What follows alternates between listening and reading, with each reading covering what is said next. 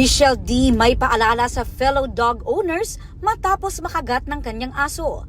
Never underestimate dog bites no matter how much we love our fur babies. Sa kanyang Instagram post, kita ang mga kagat sa kanyang mukha. Payo pa ng Sparkle Beauty Queen, act quick, gaya raw ng ginawa niya. No worries, love pa rin daw niya ang kanyang baby girl.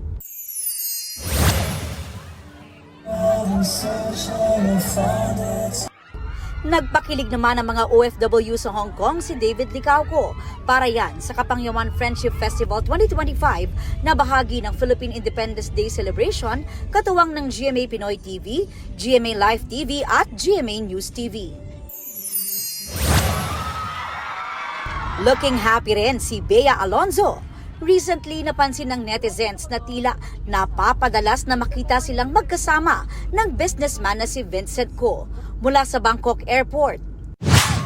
Sa isang malaking event ng kumpanyang pag-aari ng pamilya ni Ko, sa group picture na ipinost ni Heart Evangelista, hanggang sa birthday celebration ng road manager ni Bea na si Nina Ferrer.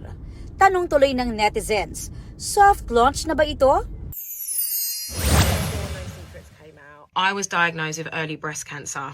Grammy Award-winning singer Jessie J may early breast cancer at nagsabing magfo-focus muna sa nalalapit na operasyon.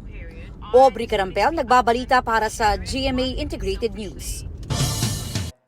Huwag magpahuli sa mga balitang dapat niyong malaman. Mag-subscribe na sa GMA Integrated News sa YouTube.